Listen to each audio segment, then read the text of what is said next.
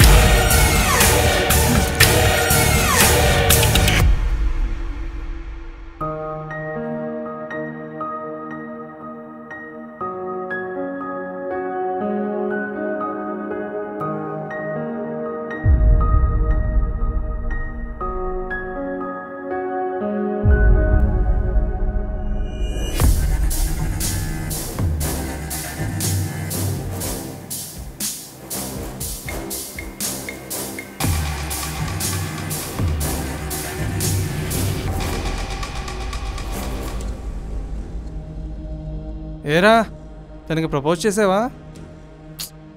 లేదు. అదేంటి, మీరు మీట్ అయ్యాక తనకి నువ్వంటే ఇష్టం లేదని నీకు అనిపించిందా? తనకి నేనంటే పడి చచ్చిపోయేంత ఇష్టమని అర్థమైంది, అందుకే ప్రపోజ్ చేయలేదు. ఏంటి? తనకి నేనంటే ఇష్టమని తెలిసిపోయిందిగా, ఇంక ప్రపోజ్ చేస్తే వెంటనే ఓకే చెప్పొద్ది, రిలేషన్లోకి వెళ్ళిపోతాం. అప్పుడంతా రొటీన్ లవ్ స్టోరీయే, ఇంక మజా ఏముంటుందిరా.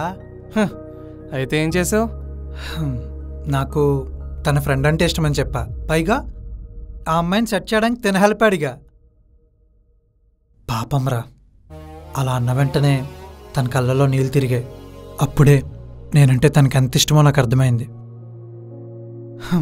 సో ఒక 1-2 months తర్వాత మ్యాక్సిమం నా మీద ఎక్స్పెక్టేషన్స్ అన్నీ డౌన్ అయిపోయాక అప్పుడు వెళ్ళి ప్రపోజ్ చేసి సర్ప్రైజ్ ఇస్తా. అప్పుడు ఉంటుందిరా మజా. ఏడ్చినట్టు ఉంది. ఈ రోజుల్లో ఒక అమ్మాయి ఒకరిని లవ్ చేస్తూనే ఆడికి తెలియకుండా ఇంకోటి మెయింటైన్ చేస్తుంది. అలాంటిది నిన్ను లవ్ చేస్తున్న అమ్మాయిని నువ్వు వెయిట్ చేయిస్తావా? ఈలోపే నాలాంటోడు వచ్చి ఆ పిల్లని కెలికితే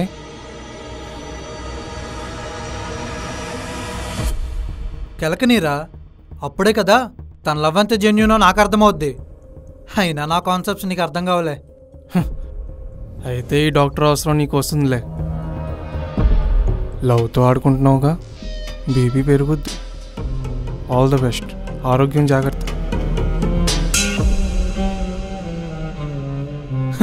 పిచ్చాడు. వైషు, చిన్నప్పుడు నువ్వు ప్రేమతో నాకు ఇచ్చిన లాకెట్ నీ గుర్తుగా దాచుకున్నా.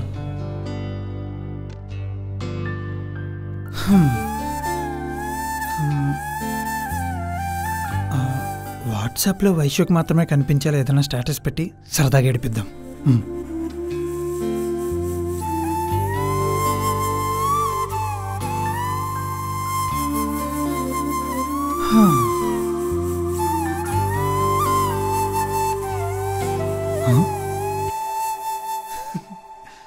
ఇప్పుడే పెట్టా అప్పుడే చూస్తావా? ఇంత పిచ్చి ప్రేమ అంటే.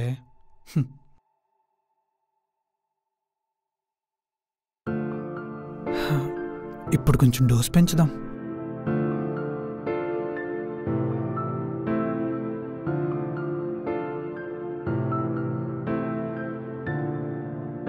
ఇంతసేపైనా నా స్టేటస్ చూడలేదేంటి?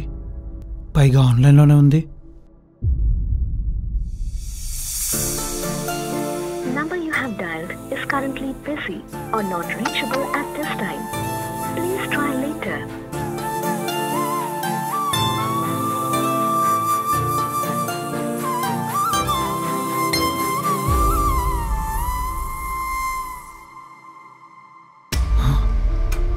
ఇదేంటి, నన్ను ఇగ్నోర్ చేసేది లవ్ స్టేటస్ పెట్టింది.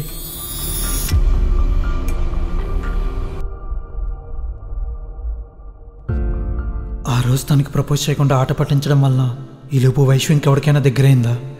అందుకేనా ఫోన్లకి మెసేజ్లకి సరిగ్గా రెస్పాండ్ అవ్వట్లేదు? హలో వైషు. ఏంటభి కాల్ చేసావు? అది అది ఒకసారి కలుద్దామా? కలవడమా? దేనికి?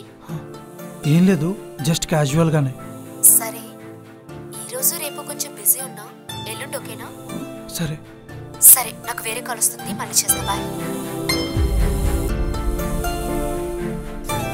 ఒకవేళ ఈరోజు తనని కలిసి ఆ సొల్యూషన్ చెప్తే తను ఎలా రియాక్ట్ అవుతుంది?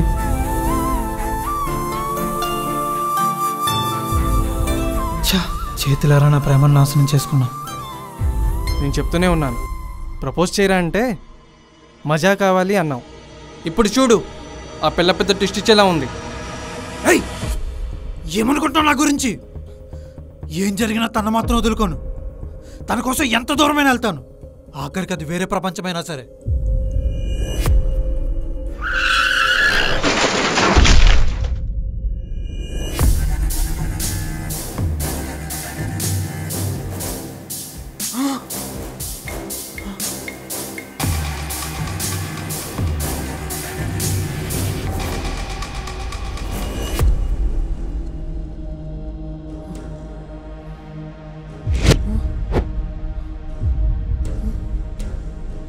Everything will be fine.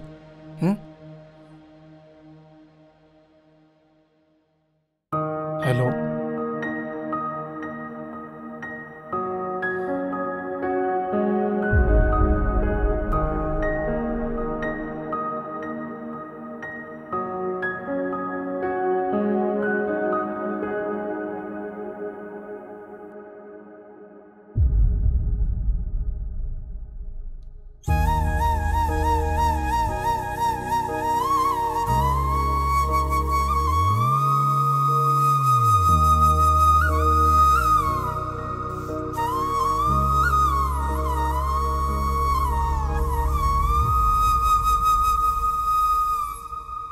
Vaishu, నువ్వు నన్ను కలవటానికి వస్తున్నప్పుడు నీకు యాక్సిడెంట్ అయింది.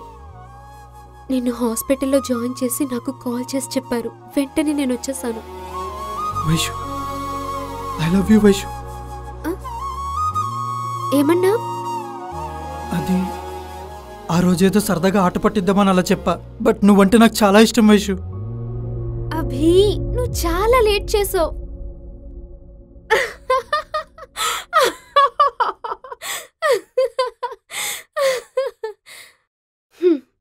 నువ్వు నన్ను లవ్ చేస్తున్నావని నాకు తెలుసు. ఏంటి? నువ్వు నన్ను కలిసిన రోజు నీ కళ్ళలోకి ఎవరు చూసినా చెప్పేస్తారు నేనంటే నీకెంత ఇష్టమో అనేది. I love you Abhi. Actually నువ్వు ఆ రోజు ఆ మాట చెప్పినా చెప్పకపోయినా నేనైతే నీకు చెప్పేద్దామనే వచ్చా. కానీ నీతో మాట్లాడిన తర్వాతే అర్థమైంది అంతటి లవ్ని ఒక చిన్న ఈగో డామినేట్ చేస్తుంది. ఆ రోజు నుంచి ఈ రోజుటి వరకు నేను నీకెక్కడ దూరం అవుతానా అని నువ్వు సతమతం అవుతూనే ఉన్నావు. కానీ నేను మాత్రం నువ్వెప్పుడు రియలైజ్ అయి నా దగ్గరికి వస్తావా అని పేషెన్స్తో వెయిట్ చేస్తున్నా. మొత్తానికి ఈరోజు రియలైజ్ అయ్యావన్నమాట. కానీ ఇలా హాస్పిటల్లో చెప్పడమే. లవ్ ఉన్న చోట ఈగో ఉండకూడదురా. I'm sorry Vaishu. పెళ్లి చేసుకుందామా? నువ్వెప్పుడు లేస్తావా అని ఇదిగో రెడీ అయి కూర్చున్నా. మనకి ఏదైనా ఈజీగా దొరికితే అది మనకి వాల్యుబుల్గా అనిపించదు. అందుకే వైషు ప్రేమను తేలిగ్గా తీసుకొని తనని ఏడిపించాలనుకున్నా. చివరికి ఇలా హాస్పిటల్ బెడ్ మీద పిచ్చి పిచ్చి ఆలోచనలతో సతమతమయ్యాను. బట్ నేను చాలా లక్కీ. ఎందుకంటే తన ప్రేమను పొందాను. మన అనుకున్న వాళ్ళని అస్సలు ఏడిపించొద్దు.